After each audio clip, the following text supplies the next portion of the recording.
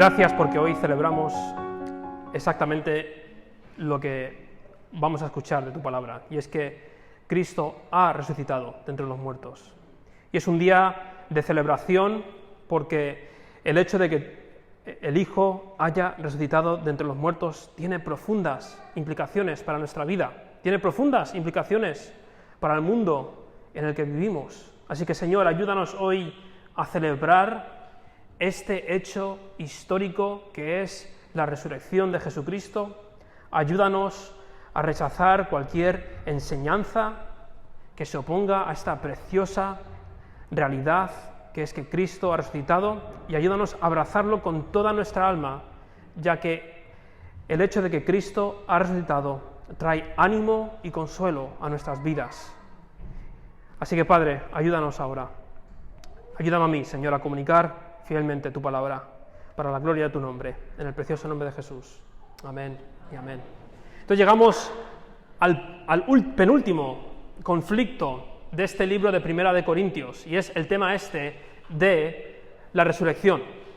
Hemos visto varios conflictos en el libro de Primera de Corintios. Hemos visto el primer problema, que fue el de gloriarse en los líderes. Hemos visto el problema con hermanos que estaban viviendo en fornicación y había que excomulgarlos de la iglesia. También había esta confusión sobre el matrimonio y la soltería desde una perspectiva bíblica. Vimos el tema de la falta de unión que había dentro de los cultos, con el tema de la Santa Cena, el tema de ejercitar los dones espirituales en amor para la edificación de la iglesia.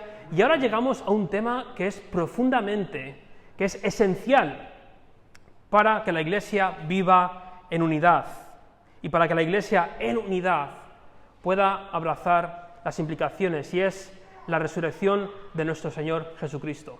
Parece mentira, ¿no?, que en una iglesia cristiana como la iglesia de Corinto hubiese personas que dudasen de la resurrección. Lo vemos allí en las preguntas que hace Pablo a estas personas en el versículo 35. ¿Cómo, algunos de vosotros decís, cómo resucitarán los muertos? Dice allí, ¿con qué cuerpo vendrán? Para ellos no tenían sentido, cuestionaban, ¿no?, si era posible que un cuerpo físico pudiese resucitar. Parece que estos hombres eran precursores de los de la iluminación, ¿no? Científicamente hablando, ¿cómo podemos demostrar que un cuerpo físico puede resucitar? Y Pablo, vemos allí a partir del versículo 35, cómo él da ejemplos para ilustrar cómo va a ser la resurrección. Y les dice, necio, tonto, lo que tú siembras para que pueda dar vida, ¿no necesita primero morir? ¿No has visto las plantas? Además, el cuerpo del ser humano ha sido diseñado por Dios para que pueda resucitar, ya que el cuerpo físico animal no puede entrar en el reino de Dios, y por ende Dios lo ha creado de tal manera en que pueda resucitar. Pablo responde a las dudas de esos cristianos dentro de la iglesia, personas que tenían décadas después de que Jesús hubiese resucitado. Incluso había testigos oculares que habían presenciado la resurrección. ¿Por qué no preguntarles a ellos? Y es el mismo problema que sucede hoy. Muchos cristianos creen que Jesús fue un gran hombre, un gran maestro, un formidable ejemplo moral, pero muchos cristianos hoy en día siguen sin creer, siguen dudando si realmente Jesucristo resucitó.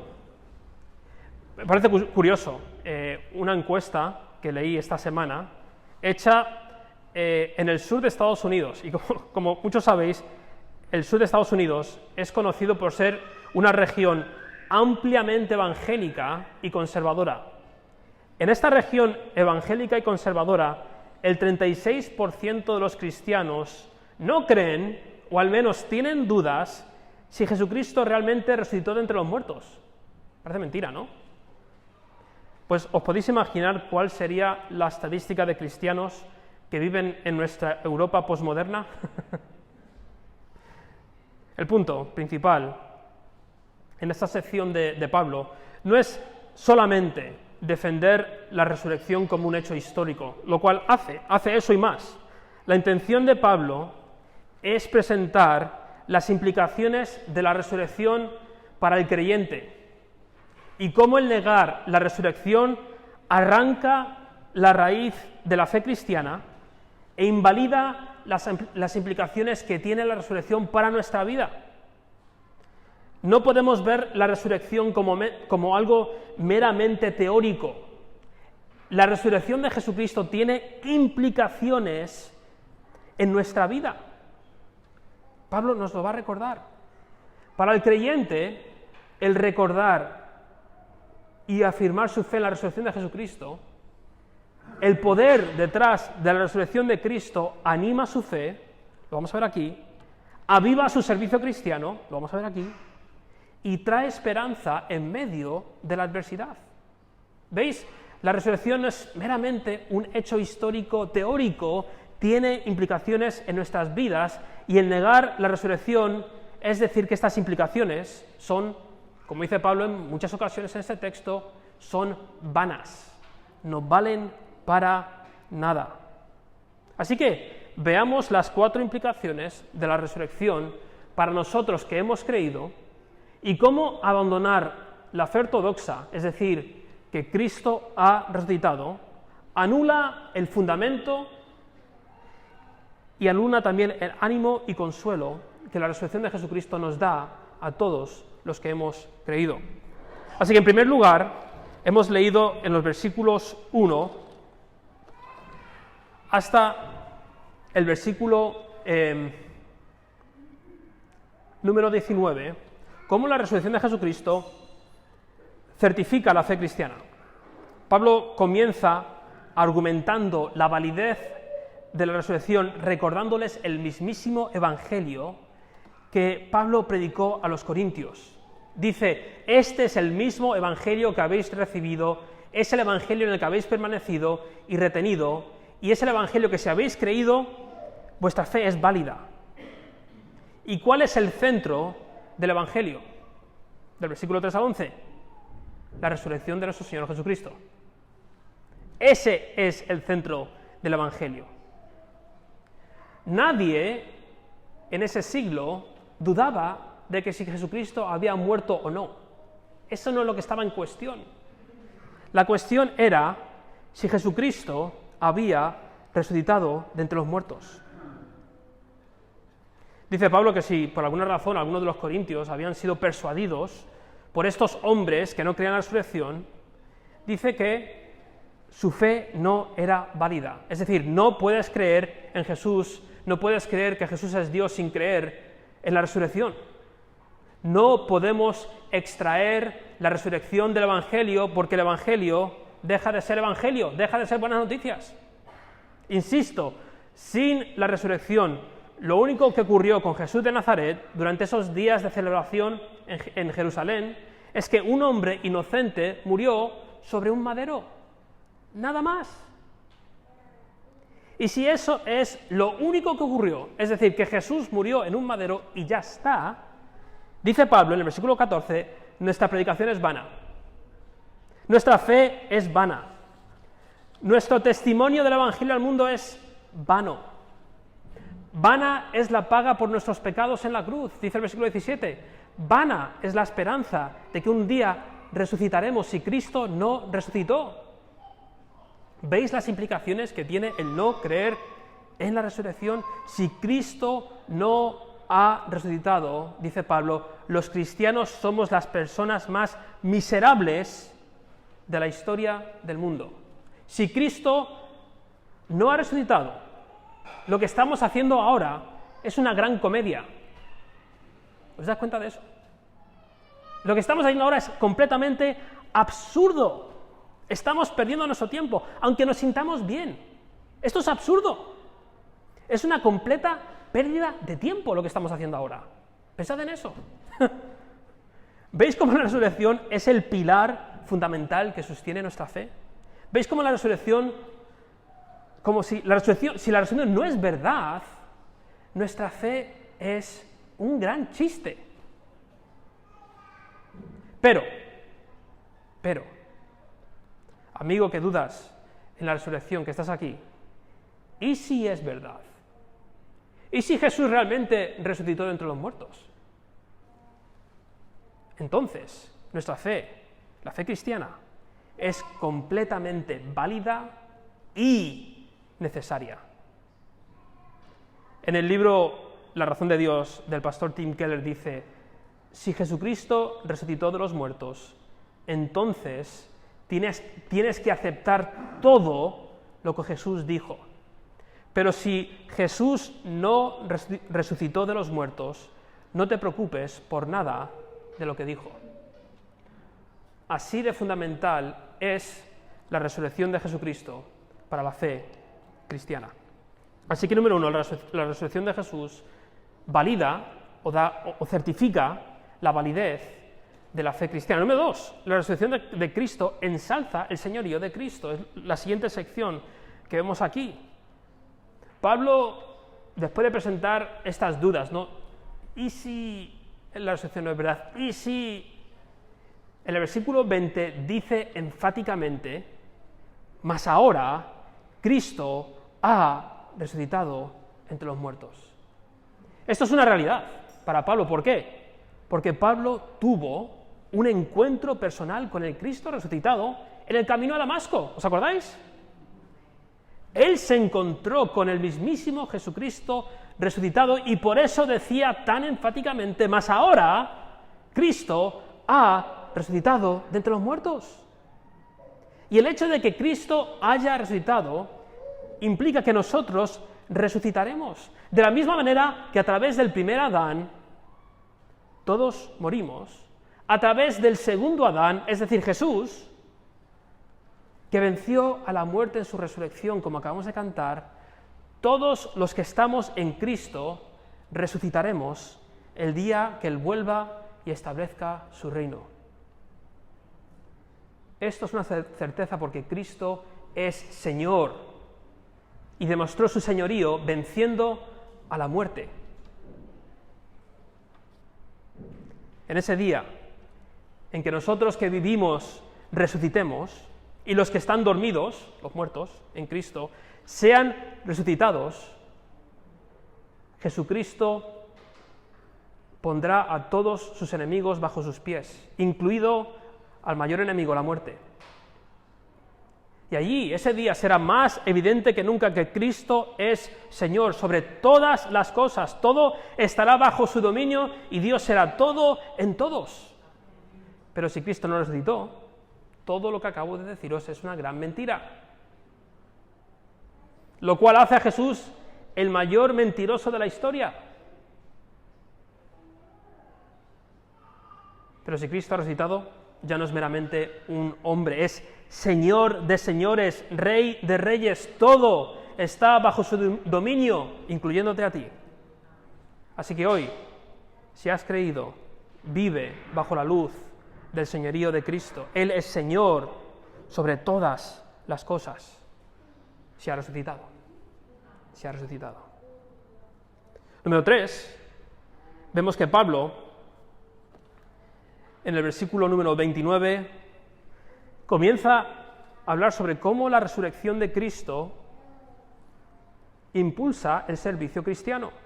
Ahora, el versículo 29, no os lo voy a negar, es un versículo muy difícil de interpretar, esto del bautismo de los muertos.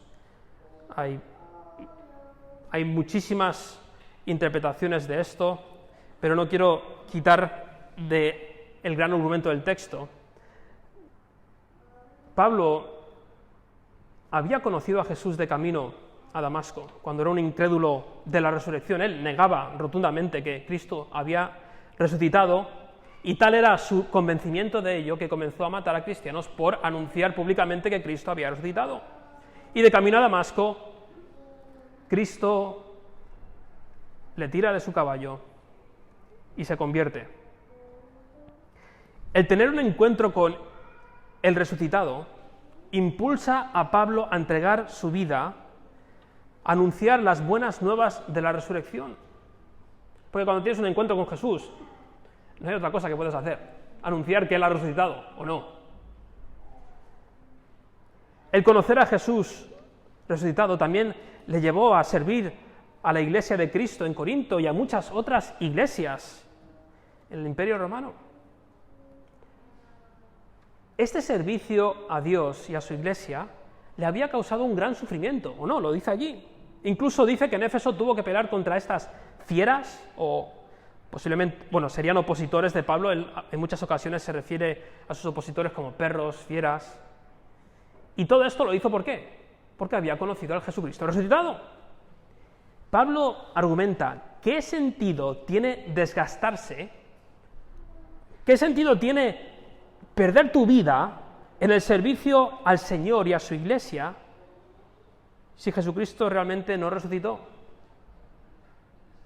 Qué vida más tonta, ¿no? Morir por algo que realmente no ha ocurrido.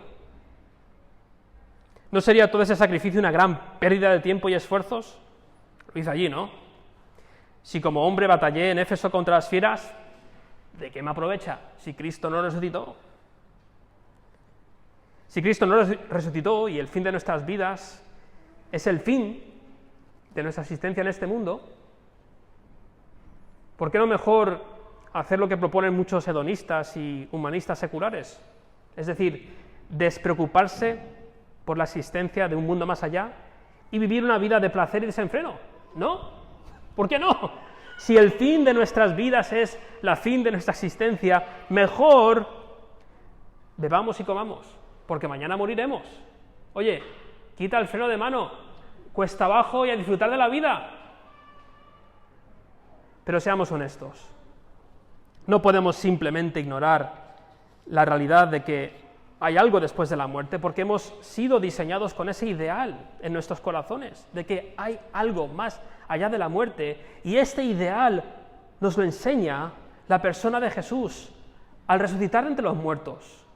Él nos dice, yo he resucitado y por ende hay algo más en esta vida.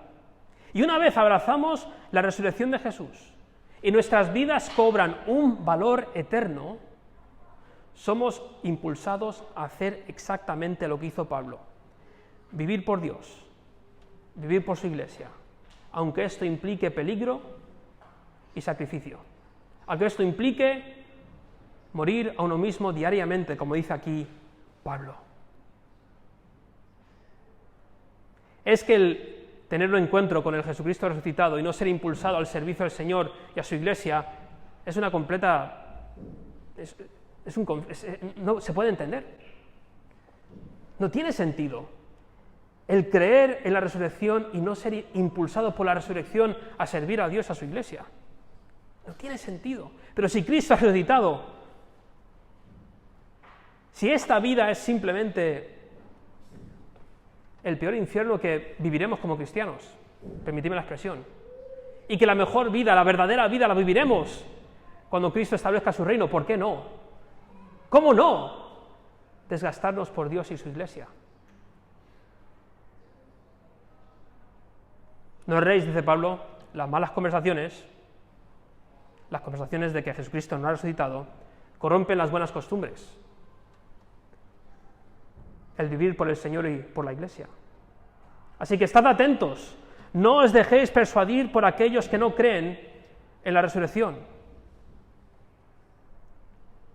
Es interesante, ¿no? Los que no creen en la resurrección son llevados a vivir para el placer, desenfrenadamente, egocéntricamente. En cambio, el creer en la resurrección nos lleva a vivir por Dios y por otros, a medida que abrazamos al Cristo resucitado. ¿No? Es muy interesante. Así que, hermanos, abrazad cada día que Cristo ha resucitado y que esta vida es una vida que solo merece la pena si es vivirla para Dios y para servir a la Iglesia. Entonces, número 3, la resurrección de Cristo nos impulsa al servicio cristiano, y finalmente, la resurrección de Cristo da esperanza al cristiano. Después de ilustrar, desde el versículo 35 hasta el versículo 50, a estos necios por qué la resurrección era posible. Oye, mirad las plantas, las siembras, se mueren, pero después viven. Oye, el cuerpo humano es diferente a cualquier otro cuerpo, ha sido diseñado, creado para poder pasar de corrupción a incorrupción y así poder entrar en el reino de Dios. Y finalmente, en el versículo 51, da palabras de esperanza al cristiano, que vivimos en este mundo caído, lleno de muerte y pecado. No todos dormiremos, pero todos seremos transformados, seremos resucitados. La resurrección de Cristo da a los cristianos la esperanza de la segunda resurrección. La resurrección de todos los que abrazamos la resurrección. ¿Y cómo sucederá esto? Dice, pues en un momento, en un abrir y cerrar de ojos. Qué guay, ¿eh? De repente, los que estamos en este cuerpo corruptible seremos transformados a un cuerpo incorruptible. Madre mía. Cuanto más vivimos en este mundo, más deseamos ese cuerpo incorruptible, ¿no? Ese día, Maranata, Señor, ven pronto, la muerte será vencida para siempre. Gracias que Jesús, a través de su resurrección, venció a la muerte. Fue la muerte y resurrección de Jesús que traerá la muerte de la muerte, ¿no? Dijo alguien, no sé quién, Dani Sazo, creo, ¿no? Algo así, diría Dani. Ese día, el pecado que introdujo la muerte a este mundo también será vencido. Ese día, con un cuerpo transformado a un cuerpo inmortal, un cuerpo que ya no tendrá que vivir bajo el poder del pecado y la muerte, sino bajo el reino de Dios. ¡Qué glorioso día! Y si la resurrección no ha ocurrido, no tenemos esta esperanza. Oye, mejor tirarse de un puente. Si lo único que nos espera es simplemente más pecado, más destrucción. Pero por la gracia de Dios, por la resurrección de Jesucristo, tenemos como cristianos esta esperanza. Sí, un mundo caído, en destrucción, pero con la esperanza de que un día nosotros y este mundo será completamente transformado. La muerte recibirá su muerte, el pecado será destruido. Esto consuela al cristiano en medio de un mundo lleno de muerte, ya que nos recuerda que la muerte un día dejará de ser. Esto consuela al cristiano que ve el efecto destructivo del pecado, incluso en su vida y en este mundo, ya que la resurrección traerá el reino de Dios para imponer un gobierno justo, eterno y gozoso. La futura resurrección es nuestra esperanza en medio de un mundo de muerte y destrucción.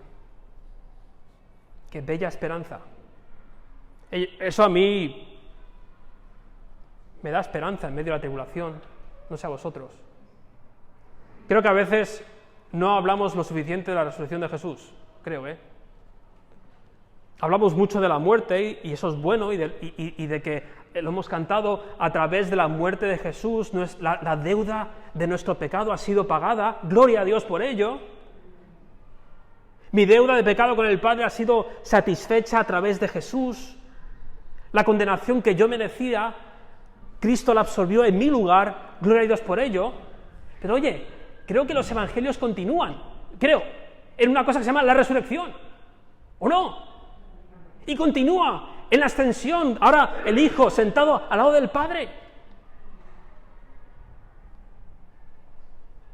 Él reina, y Él traerá un nuevo mundo, donde la muerte, el pecado y el diablo serán destruidos para siempre. Eso trae gozo en medio de la tribulación, de un mundo caído. Me encanta cómo lo dice el profeta Isaías.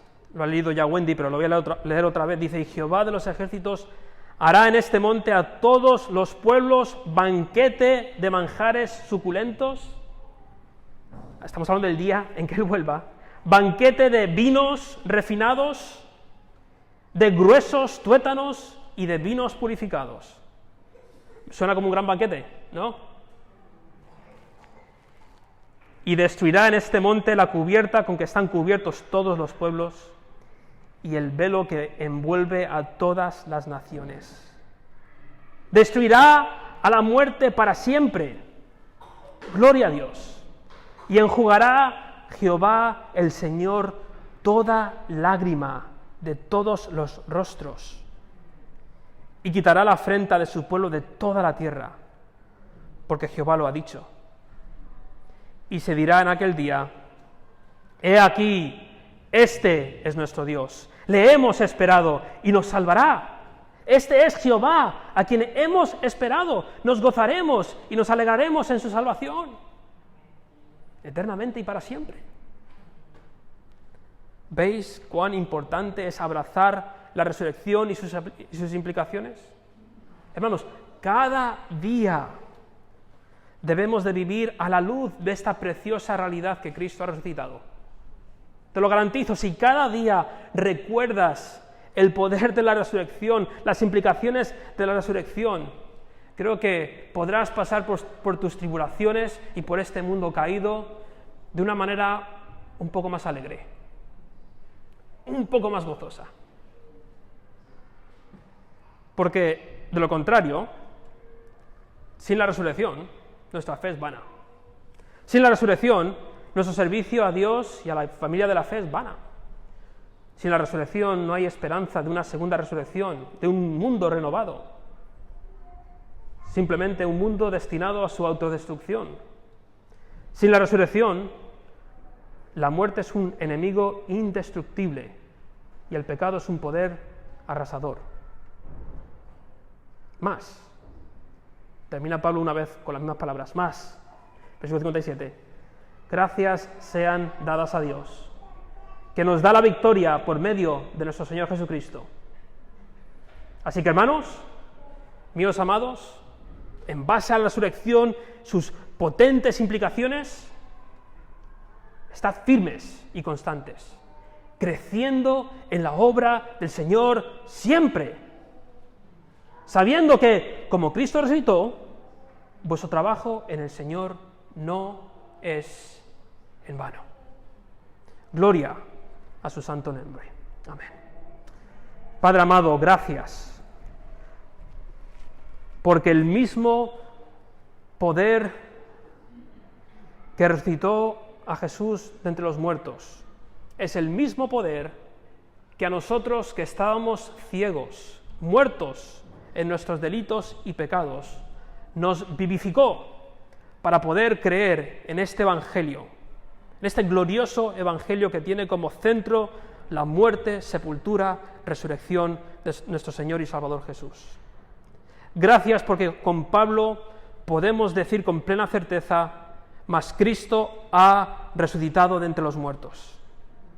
Gracias porque ahora, en medio de un mundo de pecado y de destrucción, podemos decir: mas gracias sean dadas a Dios, que nos da la victoria por medio de nuestro Señor Jesucristo. Todo porque Cristo, tal y como dijeron los profetas, ha resucitado de entre los muertos. Padre, suena como algo simplista, pero es algo potente. Ayúdanos a abrazar la resurrección de Jesús cada día, porque es nuestra única fuente de certeza en medio de un mundo lleno de dudas, porque es nuestra única fuente de ánimo para servirte a ti, servir a tu iglesia, en medio del desánimo, porque es nuestra única esperanza en las tinieblas, que un día tú vendrás, nos transformarás para tener un cuerpo inmortal y para vivir eternamente en tu reino. Padre, ayúdanos cada día a abrazar la preciosa verdad de que Cristo ha resucitado. Y oh Padre, cuánto anhelamos el día, cuando este banquete de manjares suculentos, banquete de vinos refinados, de gruesos tuétanos y de vinos purificados, se ha puesto y estaremos sentados en tu mesa y tomaremos esa santa cena que tanto anhelamos contigo en el reino, y veremos cómo nuestros enemigos sean destruidos para siempre. Oh Dios, cuánto anhelamos ese día. Jesús, ven pronto. Gracias por tu palabra, porque es de ánimo y consuelo a nuestras vidas. En el precioso nombre de nuestro Señor y Salvador, del Cristo resucitado. Amén.